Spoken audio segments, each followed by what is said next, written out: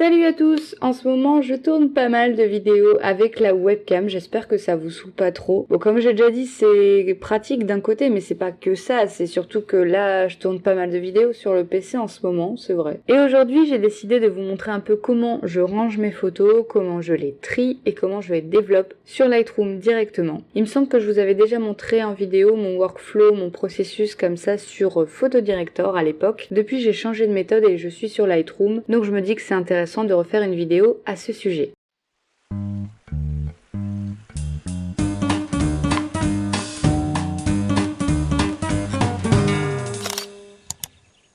Donc je vais vous présenter mon processus de travail. Alors il n'est pas parfait, je sais que j'ai encore quelques petites choses à améliorer pour qu'il soit vraiment adapté à moi. Donc bien entendu, il est totalement adapté à ma façon de travailler. Peut-être que ça peut vous inspirer des petites idées pour votre méthode de travail, mais c'est pas une méthode de travail qu'il va falloir que vous recopiez parce que c'est pas le but. Le but de cette vidéo, c'est surtout de vous inspirer certaines techniques que je peux employer et que vous pouvez peut-être combiner avec d'autres techniques et d'autres méthodes et adapter ça à votre méthode de travail pour dire de vous simplifier la vie. On va notamment parler des collections dynamiques parce que ça m'est très utile dans ma méthode de travail. Je sais que tout le monde les utilise pas et surtout c'est pas évident à comprendre comme notion. Moi au début je comprenais pas du tout à quoi ça servait. Pour l'exemple et pour vous montrer un petit peu tout ça, je vais me servir d'une séance photo que j'ai faite avec ma cousine et une amie à elle. C'était il y a à peu près un an, un peu moins d'un an. J'ai traité les meilleures photos et je lui ai rendu, mais je lui ai montré les autres photos qui étaient correctes et je lui ai demandé si certaines l'intéressaient et du coup elle m'a dit que certaines l'intéressaient. Donc depuis je ne les ai toujours pas retouchées, j'ai pas eu le temps, enfin j'ai pas pris le temps. Et surtout que depuis Lightroom je l'ai réinstallé, donc je n'ai plus mes réglages prédéfinis de l'époque, je n'ai plus du tout le processus de traitement que j'avais fait pour arriver au résultat et à l'ambiance des photos que je lui ai rendues. Donc pour retrouver une ambiance similaire ça va pas être évident de toute façon et en plus j'ai évolué dans mon style de retouche aussi donc. Mais à un moment il faut aussi que je me décide à le faire donc je vais importer les photos, je vais vous montrer comme ça tout mon processus de tri et de développement. Donc bien sûr pour importer les photos, je clique sur la petite croix à côté de dossier, ajouter un dossier et là je vais aller rechercher le dossier contenant mes photos. J'ai retrouvé mon dossier, donc ici forcément j'ai les JPEG des photos que j'ai déjà traitées. Donc moi ce qui m'intéresse ça va être les RAW, donc tout ce qui est .cr2. Donc il me suffit de vérifier que tout est sélectionné et je fais importer. Donc là toutes les photos de l'album concerné sont importées. J'en ai 63 et je vais devoir faire un tri. Donc pour ça, je vais devoir m'organiser. Donc là, on est dans ce dossier-là. Donc on est dans les dossiers et non dans les collections. Moi, je vais aller dans les collections de Lightroom. Je vais me faire des collections dynamiques, ce qui va me permettre de savoir à chaque fois quelle photo je dois traiter, quelle photo je dois trier, etc. Donc ici, vous avez mes collections. Vous avez une collection à trier et à l'intérieur, vous avez plusieurs collections dynamiques. Donc vous avez par exemple la séance avec l'araignée. Vous avez le dossier des actions L214 pour lesquelles je fais des photos, vous avez des concerts, le concert que j'avais fait, vous avez donc plusieurs dossiers de séances que j'ai traitées, enfin en tout cas que j'ai dû trier. Ensuite vous avez la collection à traiter. Donc la collection à trier c'est la première étape. La collection à traiter ici c'est la deuxième étape et là-dessous vous avez également toutes mes collections dynamiques. Donc ce sont exactement les mêmes collections dynamiques que la première étape, c'est-à-dire à trier, sauf qu'ici elles sont déjà triées et elles sont simplement à traiter. Alors ça veut pas dire que je vais toutes les traiter, d'ailleurs vous voyez qu'il y a encore pas mal de photos dans chaque collection parce que tout simplement c'est des photos que sur le coup je voulais garder, que j'ai pas voulu supprimer, mais au final j'en ai rien fait, je les ai pas traitées, je les garde pour l'instant au cas où je voudrais les traiter plus tard, revenir dessus, mais c'est fort possible qu'un jour je finisse par les supprimer. Ensuite on a la troisième étape, donc la collection traitée. Donc là ce sont toutes les photos que j'ai traitées dans Lightroom où j'ai fait un développement, je mets une étoile aux photos pour qu'elles se retrouvent dans ces collections dynamiques. À ce moment-là, j'ai fait mon développement Lightroom, donc j'attends, souvent je repasse dessus le lendemain pour voir si tout va bien, si ça me convient et ensuite je l'exporte. Ou alors je dois passer sur Photoshop pour corriger des choses et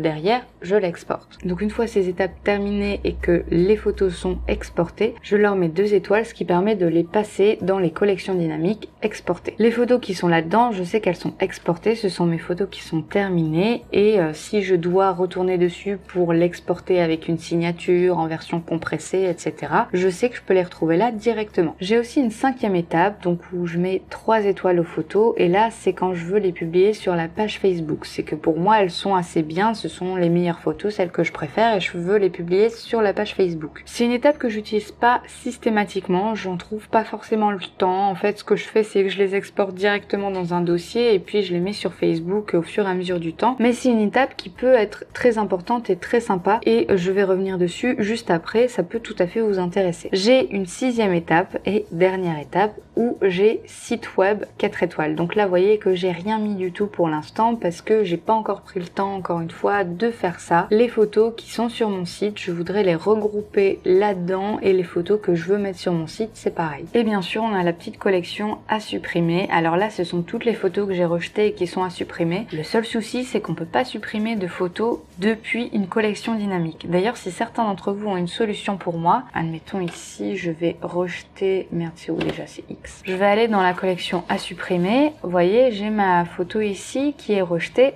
Si je veux faire supprimer, vous ne pouvez pas supprimer directement une photo d'une collection dynamique. Et donc, il faut que j'aille dans mon catalogue Lightroom pour aller directement les supprimer depuis cet endroit-là. Donc, ce que je fais, c'est que je vais dans toutes les photos. De là, il faut sélectionner un filtre sur les photos marquées. Et là, on sélectionne les photos rejetées et on désélectionne les photos marquées. Donc ce qui permet ici de retrouver la photo qui a été rejetée, on fait supprimer et on peut supprimer la photo directement depuis cet endroit-là. Mais ça manque de pratique à mon goût. Donc pour en revenir à ma séance, ce que je fais quand j'ai importé toute ma séance photo, c'est que je fais CTRL A, ce qui permet de sélectionner toutes les photos du dossier. De là, je mets un mot-clé. Alors je sais pas, Hélène et Jennifer.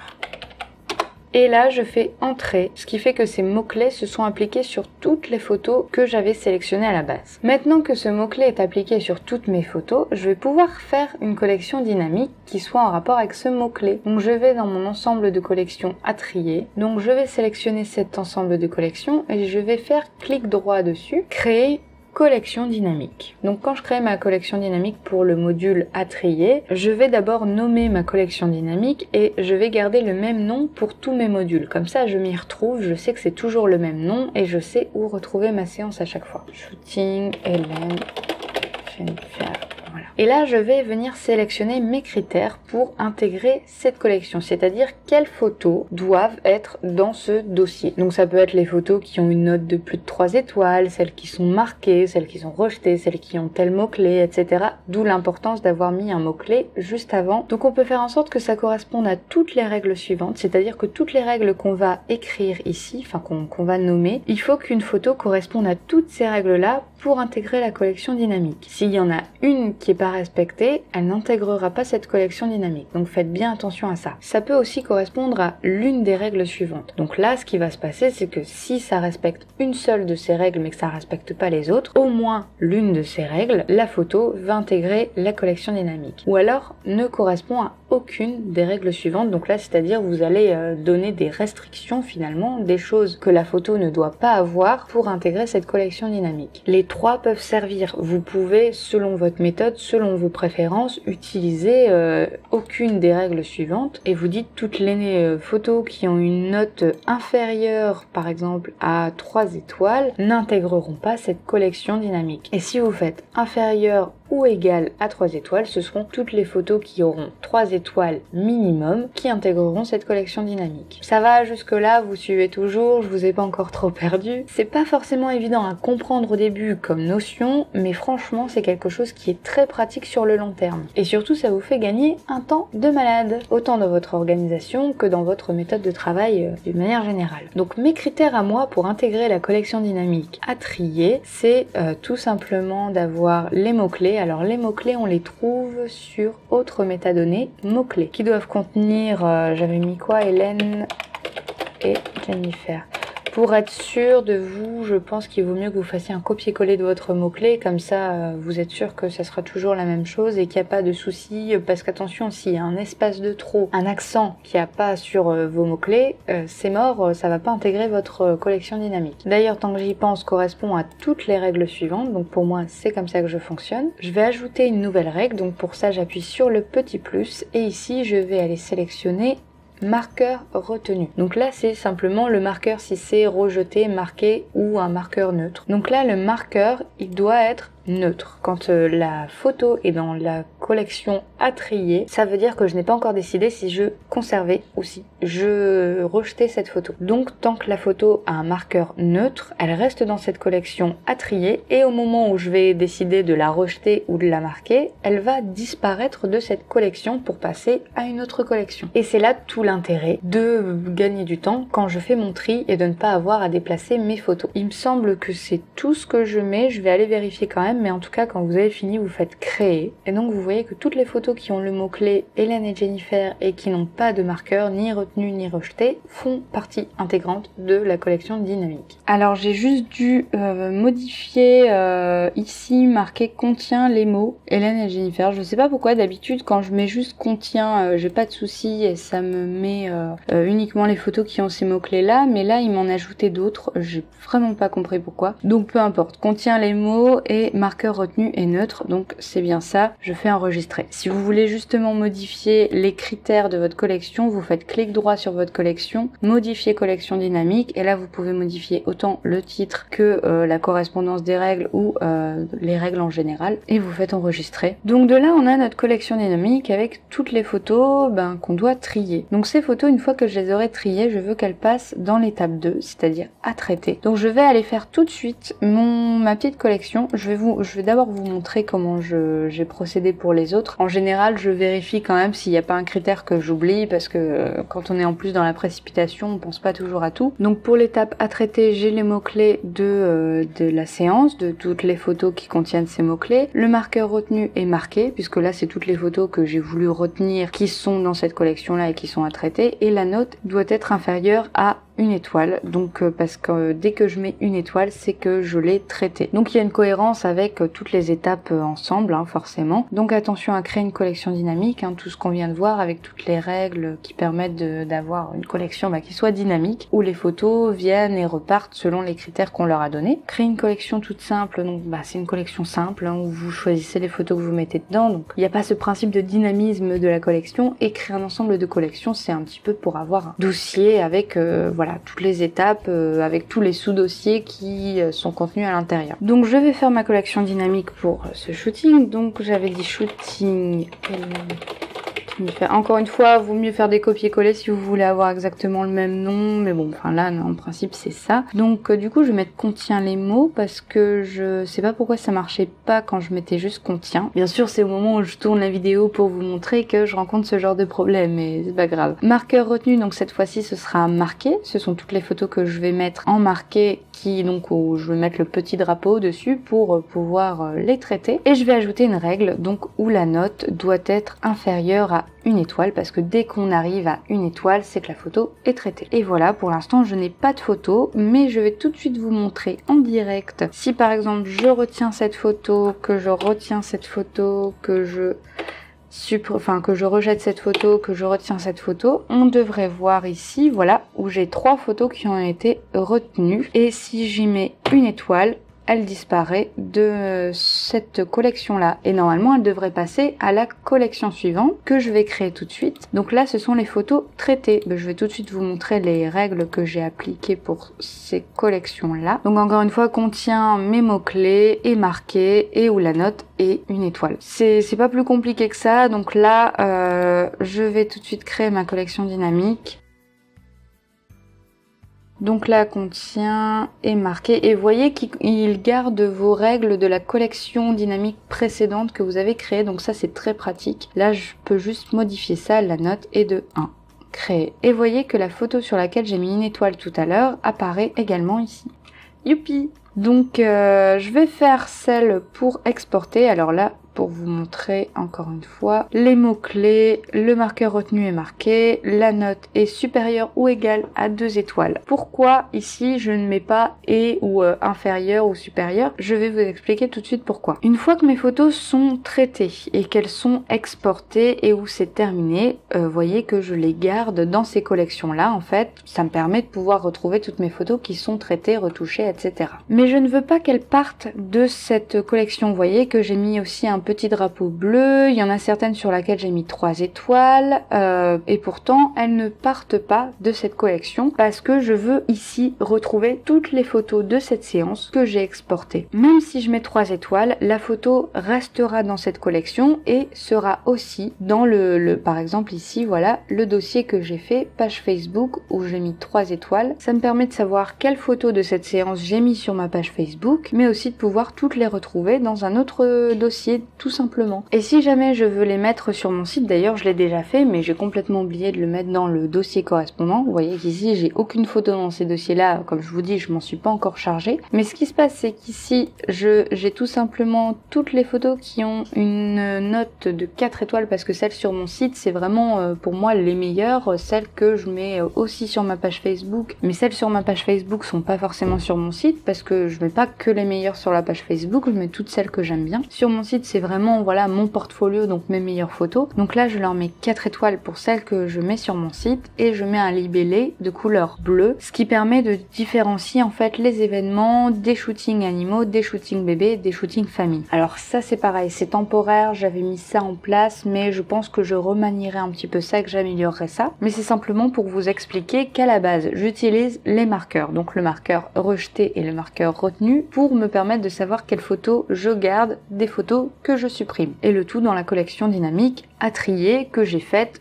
par séance. Une fois que mon tri est fait, là je vais passer aux outils des étoiles, ce qui va me permettre donc de toutes les photos traitées, de marquer qu'elles sont traitées, de marquer qu'elles sont exportées, de marquer celles que je veux mettre sur ma page Facebook et de marquer celles que je veux mettre sur mon site web. Et enfin, sur mon site web, je distingue les photos d'événements, des photos des animaux, des photos bébés, des photos famille. Et pour ça, j'utilise l'outil des couleurs, donc ça s'appelle les libellés directement sur Lightroom, et c'est très pratique parce que ça permet, voilà, de faire des espèces de catégories du genre. Donc voilà comment je me sers de ces 3 outils pour trier, traiter mes photos, les exporter et avoir un workflow qui soit un minimum organisé. Je vais quand même terminer de créer mes collections dynamiques pour ce fameux shooting. Donc les photos qui seront exportées, créer une collection dynamique. Le mot-clé, c'est bon, marqueur marqué, et supérieur ou égal à 2 étoiles. D'ailleurs, je l'ai pas renommé.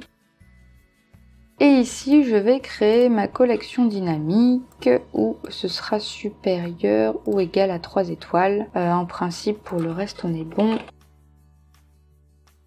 Et ici, pour le site web, j'ai rien besoin de faire. J'aurai juste, une fois que j'aurai terminé, si je veux ajouter certaines photos à mon site web, je pourrai ajouter une couleur. On va voir si ma méthode de travail fonctionne. Donc, comme je disais, on va trier ça. Déjà, ce que je vais faire, c'est que je vais marquer les photos qu'elle voulait que je retienne. Donc, celle-ci.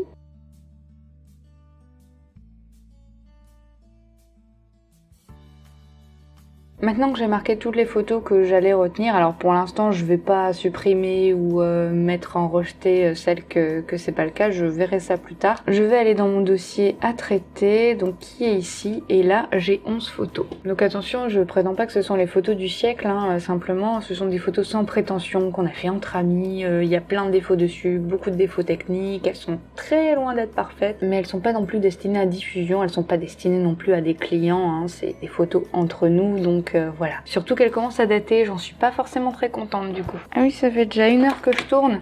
Ça va être cool le dérochage. Donc de là, je vais traiter ma photo. Alors là, je sais pas du tout comment je vais faire ça. Je pense que je vais faire un truc dans les tons comme ça.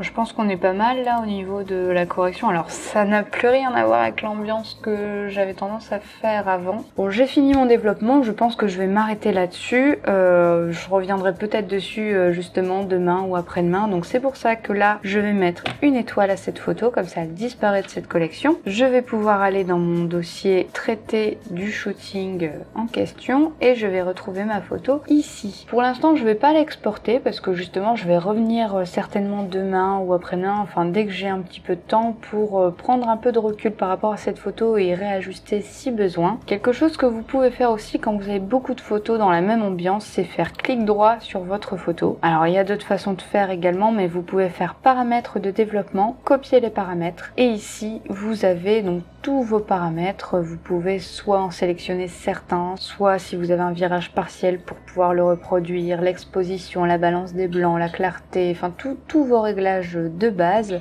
Vous pouvez les copier et aller les coller sur vos autres photos. Alors là, c'est pas vraiment similaire, mais en tout cas, bon, à l'époque, je variais beaucoup, l'exposition, etc. Vous voyez que j'étais à 1/4 millième et ISO 400, je vois pas la logique, par exemple, là-dedans. Heureusement, on évolue tous et on a toujours voilà, heureusement. Sur cette photo, il y aura pas exactement la même ambiance, mais si vous avez des photos qui ont à peu près la même expo, à peu près la même ambiance, vous pouvez tout à fait le faire. Donc vous collez les paramètres. Alors vous voyez là, ma balance des blancs de base est un petit peu plus élevée et surtout j'avais beaucoup plus de luminosité. Et si je diminue un petit peu, vous voyez qu'on retrouve à peu près, approximativement la même ambiance que sur l'autre photo, en diminuant bien même, si je diminue un peu le contraste aussi. Désolée pour le faux raccord, on est 2 jours après le début du tournage de la vidéo. J'ai tout simplement été interrompue pendant le tournage et donc je n'ai pas eu le temps de terminer. Donc comme je vous l'expliquais, vous pouvez copier vos réglages sur les autres photos, ce qui vous permet de gagner un temps fou. Par contre, il suffit pas de copier vos réglages, mais derrière, il va falloir revenir quand même sur toutes les photos une à une pour vérifier qu'il n'y a pas des choses à ajuster. Moi, je fais aussi des retouches partielles avec un pinceau, filtre radial ou filtre gradué, donc dans ces moments-là, même le recadrage aussi,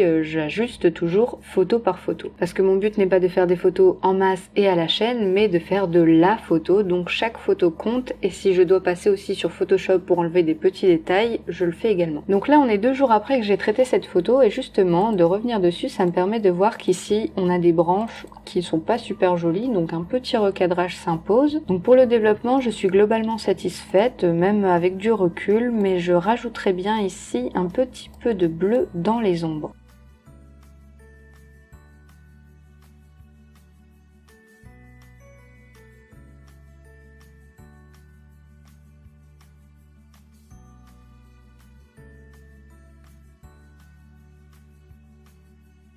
Donc là, avec les petites corrections, je pense que j'en suis globalement satisfaite. Donc je vais aller exporter ma photo. Pour ça, je vais faire clic droit, exporter et exporter ici. Vous avez la possibilité de prédéfinir vos paramètres d'exportation. Donc c'est-à-dire, vous choisissez tous vos paramètres et vous faites ajouter. Ici, vous mettez le nom de votre paramètre, vous faites créer et ça va vous créer un paramètre prédéfini que vous pourrez sélectionner à chaque fois pour ne pas rechoisir vos réglages, etc. Donc je vais sélectionner ce dossier-là. Je vais l'exporter à 100% et je vais pas y mettre ma signature parce que le but étant de lui envoyer.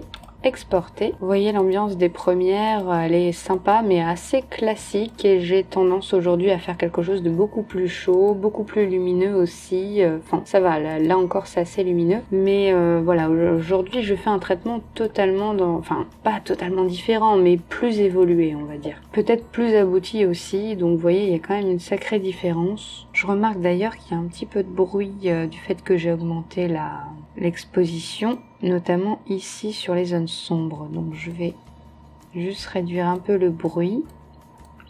Et avec le curseur couleur aussi, je vais l'augmenter pour désaturer les petits points colorés ici qu'on a avec le bruit. Et donc vous voyez que c'est quand même plus propre. Je vais la réexporter donc. Et maintenant que j'ai terminé avec cette photo, je vais lui mettre 2 étoiles et je retrouve ma photo donc dans la collection dynamique qui est dans l'étape exporter. Si jamais je veux la mettre sur Facebook, je vais lui mettre 3 étoiles et vous voyez qu'elle reste dans cette collection dynamique. Et dans l'étape page Facebook, ici vous avez le dossier du shooting avec la photo qui est également dans cette collection dynamique. C'est un côté très pratique de fonctionner avec des collections dynamiques comme ça, même si mon processus est encore à améliorer comme je vous le disais. Après, cette méthode peut tout à fait être adaptée de multiples façons et vous pouvez utiliser les collections dynamiques aussi d'encore plein de manières différentes. En tout cas, moi, c'est ma méthode, c'est ma façon de travailler. Je vous conseille également, comme je l'ai fait, de revenir sur vos photos et comme je le fais à chaque fois, de revenir sur vos photos le lendemain, le surlendemain ou quelques jours après, éventuellement demander l'avis de vos proches, qu'ils soient photographes ou non, juste d'avoir un avis extérieur pour pouvoir prendre du recul sur votre votre retouche, parce que quand on fait du travail en masse comme ça et qu'on traite beaucoup de photos d'affilée, qu'on est la tête dedans, à la fin on ne voit plus les petits détails. Vous voyez, comme les petites branches qu'il y avait sur le côté, j'ai pas spécialement fait gaffe à la première retouche, et là il m'a suffi d'un tout petit recadrage, ça a pris 2 secondes. Je pense n'avoir rien oublié dans tout ce que je devais vous expliquer. J'espère que cette vidéo vous aura été utile et que ces conseils et de voir un peu mon processus de travail, de tri, de traitement, d'organisation, ça pourra vous aider à faire votre propre organisation ou à améliorer celle que vous avez déjà en place. En tout cas, bien s'organiser, c'est super important, ça permet de gagner du temps sur votre processus de travail et franchement, en général, c'est loin d'être négligeable vu le temps qu'on passe à traiter nos photos. J'espère que cette vidéo vous aura plu. Si c'est le cas, n'hésitez pas à le manifester avec le petit pouce, à aller voir les autres vidéos si vous ne les avez pas déjà vues et à vous abonner à la chaîne si ce n'est déjà le cas. Je vous dis à très bientôt, à la semaine prochaine, en principe si tout va bien, pour une nouvelle vidéo.